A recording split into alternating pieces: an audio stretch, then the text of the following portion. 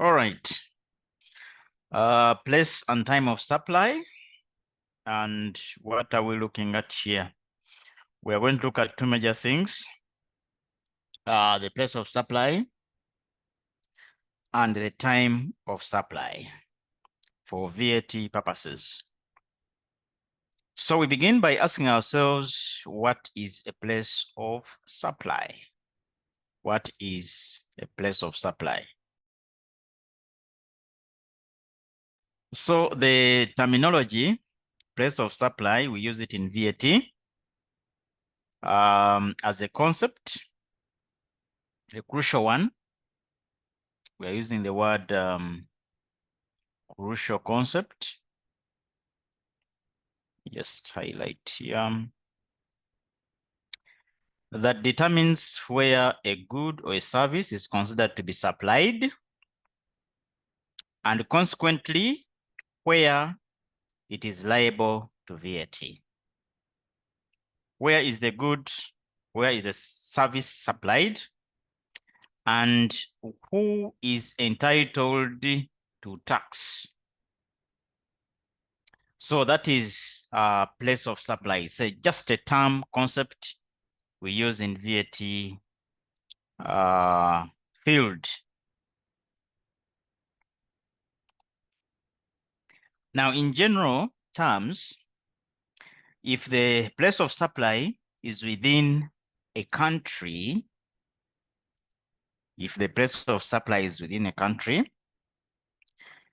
then the services provided will ideally be subject to that particular country's VAT regulations. The services or the supplies that are provided will be subject to that country's VAT regulations. The rules can vary depending on whether the services are provided to a business, which we may call a B2B, business to business. Yeah, you've heard of B2B, or B2C, the consumer. This one, business to business, the B2B, or it can be B2C. Those are the two major transactions we are looking at. And again, whether the supplier and the consumer are in the same country. Okay? Whether the supplier and the consumer are in the same country. So we shall be looking at all these in this discussion. We continue again by saying that a place of supply rules determine whether a supply comes within the country's jurisdiction to tax. And the reason for that is that VAT in itself is an indirect tax. And being an indirect tax, it focuses on the transaction or the activity rather than the economic operator. So the transaction, where is it happening? That's very, very key. And that is the concept of place of supply. The jurisdiction to tax is therefore determined by reference to the location, in reference to the location of our transaction. Very, very important. So we don't just, that's why you see we are taking time to calculate, because we don't simply calculate. Calculations are going to depend on the location of the transaction. So if I try to now scale it down to Uganda, we are saying that if a transaction occurs within Uganda, then the transaction is a taxable transaction. The location of a supply also ensures that the amount of VAT due on a taxable transaction can be enforced and collected by URA, which is the country's tax authority, or in general, the country's tax authorities. The location of the transaction is key, or what I may say the place of supply is key in determining who is supposed to enforce the tax on the transaction.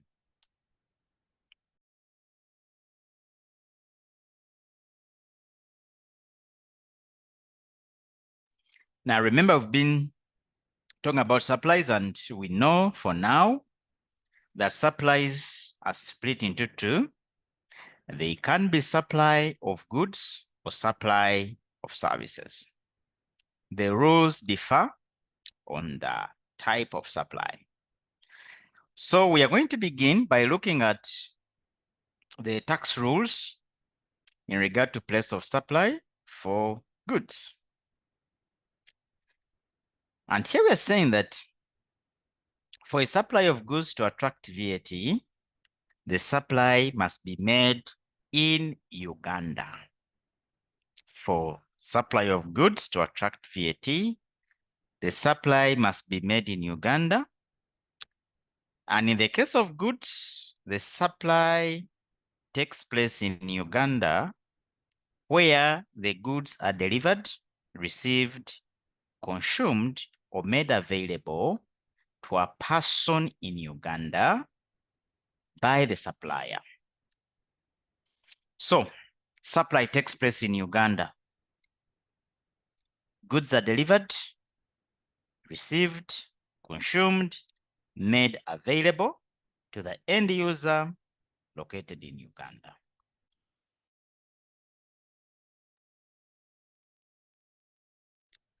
Where the delivery involves transportation, you know goods have to be transported, right? Yes. Where the delivery involves transportation, the goods are in Uganda when transportation commences from Uganda. Okay. The goods are in Uganda when transportation commences from Uganda. For example, an export of goods from Uganda is treated as a supply in Uganda. Like if we are exporting our coffee, we're exporting, now we have oil, exporting our garments, and so on. So exports, we shall say the supply is in Uganda because the goods, the transportation of the goods starts in Uganda.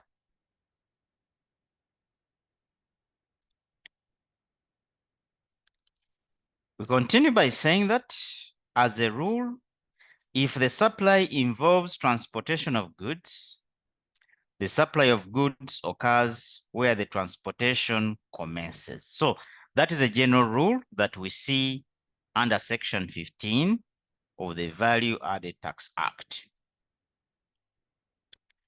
This is because under commercial arrangements, goods are said to be under the risk of the buyer during transportation, and therefore a supply will normally take place where the supplier and not the buyer is located. This rule also locates a taxable export supply as taking place in Uganda. And as you're going to see later ahead, that exports are zero-rated supplies. So the zero rating becomes applicable in those circumstances. So that is for the goods. Now let us go to the supplies. Sorry, let us go to the services. Of course, as we know, supplies are split into two, goods and services. So what happens with the services? We are saying that a supply of services shall take place in Uganda if the business of the supplier from which the services are supplied is in Uganda. And that is in accordance with Section 16, subsection 1 of the VAT Act.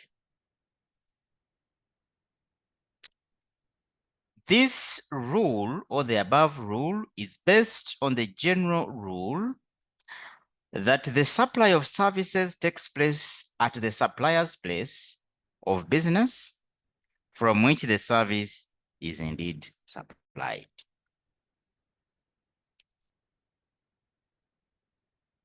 However, there are two rules that define the place of supply of services. Now, this is one of the rules that the supply of a service has taken place in Uganda if the business of the supplier, like the lawyers, if the law firm is located in Uganda, then outrightly supply is in Uganda because the lawyer is in Uganda. The auditor, the accountant, the accounting firm is in Uganda. The tax agency, like what most of you are going to do, if your tax agency, you're providing tax agency, of course, that is a taxable supply. The agency is located in Uganda. It's a service, shall say, the supply has taken place in Uganda. And that is in compliance with Section 16, subsection 1 of the VAT Act. But we are saying, when it comes to services, there are two rules that define the place of supply of services. So what are these rules? Rule number 1 is based on the location of the business of the person supplying the service, the one I've talked about. And the other rule is premised on whether or not the recipient of the services is taxable, is a taxable person in Uganda. So, location of business, the taxable status or the tax status or tax registration status of the person. It goes back to what I talked about, B2B, B2C. B2B is where the person consuming the service is registered for tax. B2C is where the person receiving the service is not registered for tax. Shall be seeing that when it comes to importation of services. So tomorrow, if you become the Commissioner General, I'm talking about these as the general rules when it comes to VAT. We look at the location of the business and the nature of the recipient of the services in terms of whether these people are taxable persons in Uganda or not. The business of a supplier is said to be in Uganda if the business from which the services are supplied is established in Uganda. And I think you know the rules of residence. Management control is in Uganda, resident. Majority of operations are in Uganda, resident.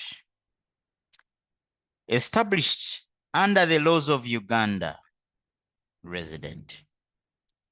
So we are saying that the business of the supplier is said to be in Uganda if the business from which the services are supplied is indeed established in Uganda, or the person's fixed establishment is located in Uganda.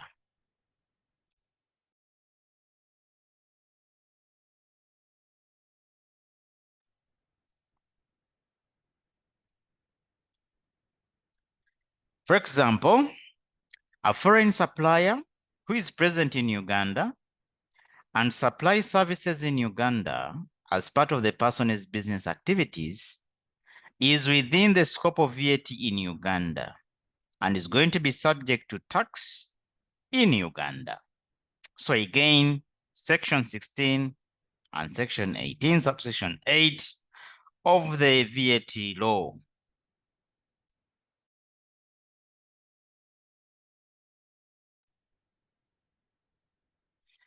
According to section 16, subsection 2 of the VAT Act, the rule premised on the VAT tax status of the recipient of the service locates the place of supply in Uganda on the basis of three major factors. The rule premised on the VAT tax status of the recipient. So this is the second rule.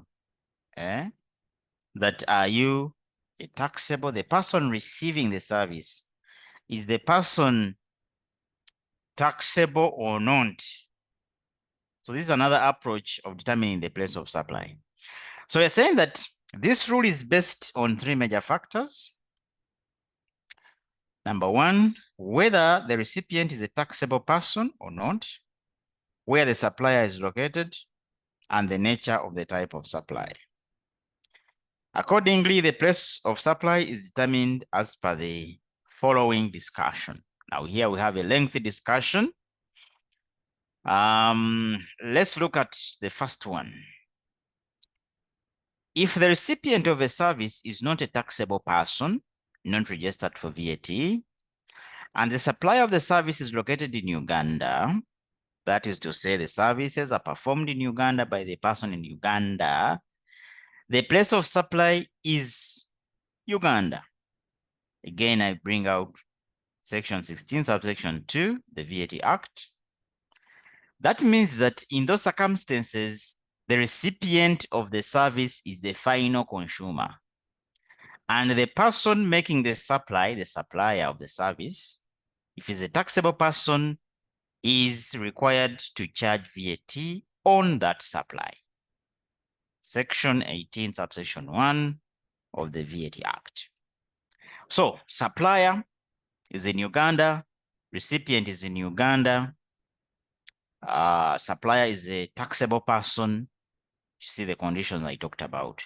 Now let us look at the case where the supplier is located outside Uganda.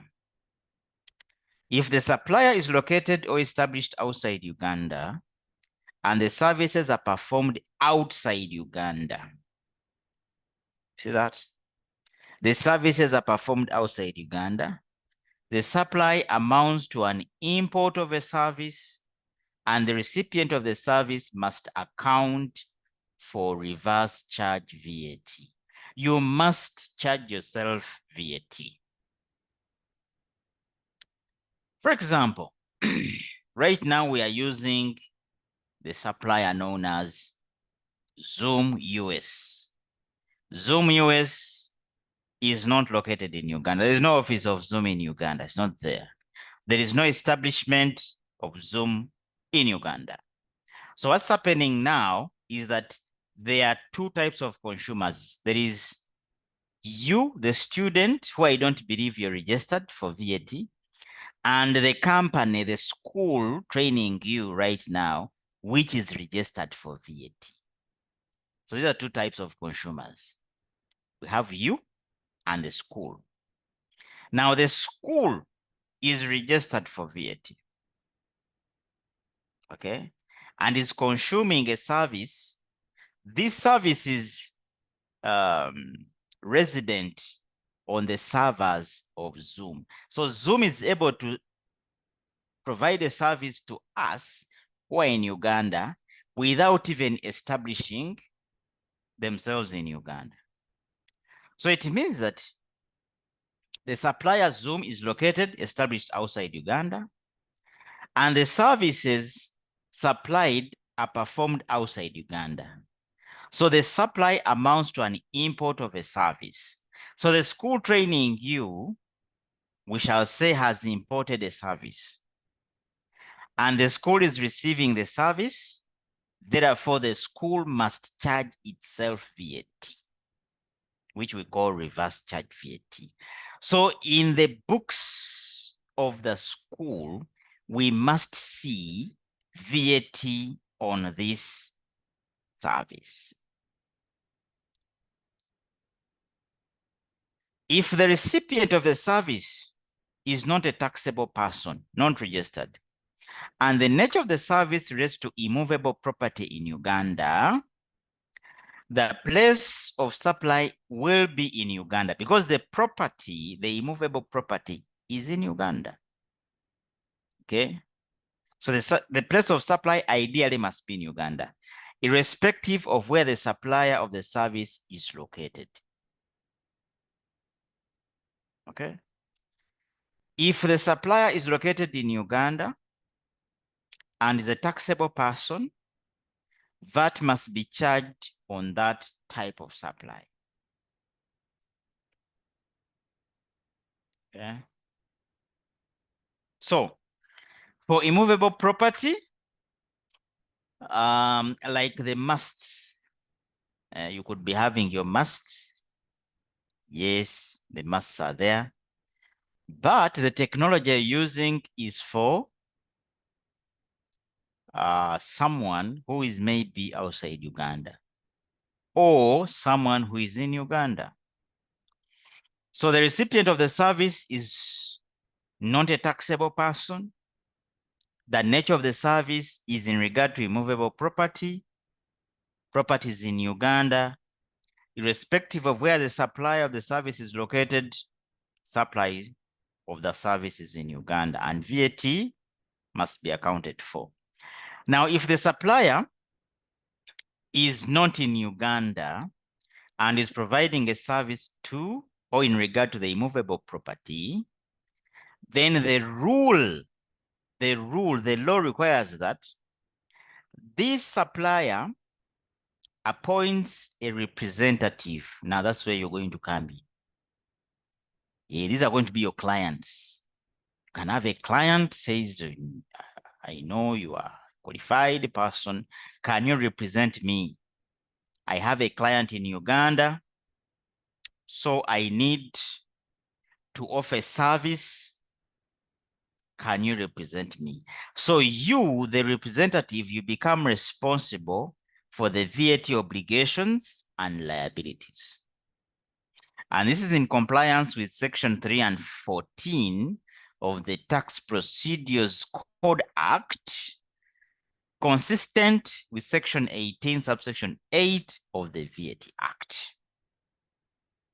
So it means that by law, you cannot offer a service in Uganda in regard to immovable property if you don't have a representative in Uganda. And the good thing is that most of these suppliers, these non-resident suppliers, in most cases, they are very, very organized people. They do not want to do something that is not in compliance with the laws of Uganda. So in most cases, they will always comply because it will be illegal for you to provide this kind of service without a representative in Uganda. Number 3, if the recipient of the service is not a taxable person and the nature of the supply is broadcasting services received at an address in Uganda or electronic services delivered to a person in Uganda, or we can be talking about telecommunication services initiated by a person in Uganda, the place of supply is in Uganda. Again, you see Section 16, subsection 2 coming in. The supplier of the service, if he's a taxable person, they must charge VAT on the supply. So here we are assuming maybe the supplier is resident in Uganda. Now, if the supplier is not resident in Uganda, has no establishment in Uganda, is outside Uganda, then the supplier's tax representative, according to the Procedures Code Act, is responsible for the VAT obligations and the liabilities. Again, they must comply with the law for them to come and offer the services in Uganda. Okay, they must comply by appointing a representative in Uganda. Number 4, which is our part D.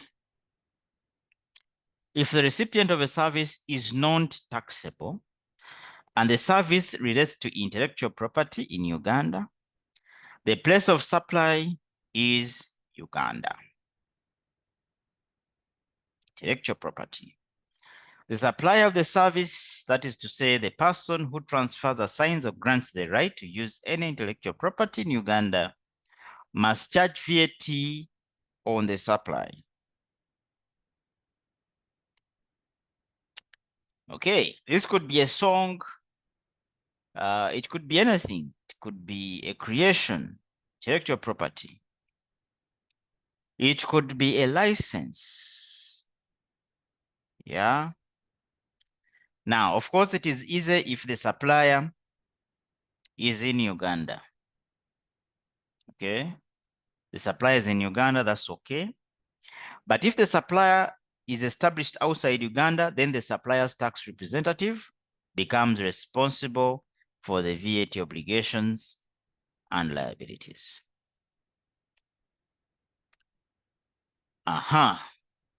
This one is number 5, part E.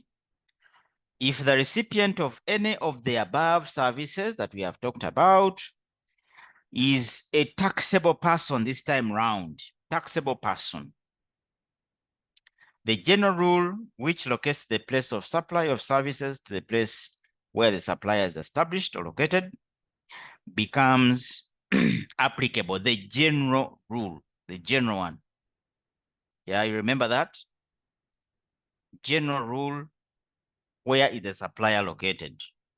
That is the place of supply. If the supplier is established in Uganda, then the place of supply is Uganda. And the supplier of the service must charge VAT on the supply. Now, this is the B2B I was talking about, business to business. If you're registered for VAT, your business, B2B. Supplier is registered, recipient is registered, B2B.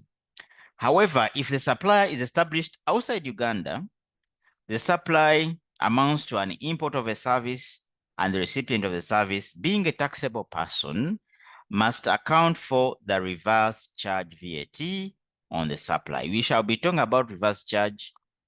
We are soon going into import of services, where we talk a lot about reverse charge VAT. You charge yourself VAT. Section 18, subsection 8 and 4C, VAT Act. So the rules are so many, and you have no alternative but to continue to appreciate the rules. So that is place of supply. Now let's talk about time. Time of supply.